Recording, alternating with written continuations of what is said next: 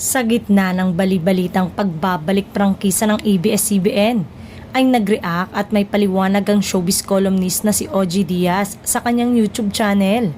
Sa kamakailang video ni OG Diaz, tinalakay niya ang bagay na ito dahil maraming chismis ang kumakalat online tungkol dito.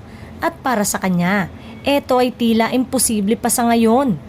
Una, wala silang frequency dahil ang pag-aari ng kumpanya noon ay nasa hawak ni Manny Villar. Pangalawa, sa mabilis na ebolusyon ng teknolohiya, nagbago din ang streaming landscape. Madali nang mahabol ng mga manonood ang mga napalampas nilang episode sa TV sa pamamagitan ng iba't ibang platform. Hindi tulad noon na hindi paggaanong ginagamit ang internet.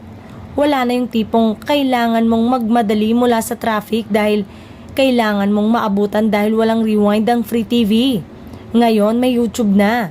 Meron ng Netflix, ani Diaz sa kanyang video. Samantala, nang mawala ng prangkisa ang ABS-CBN, nag-focus ito sa pagbibigay content na ipinalabas sa mga TV channel na dating kalaban nila at para sa iba pang streaming platform.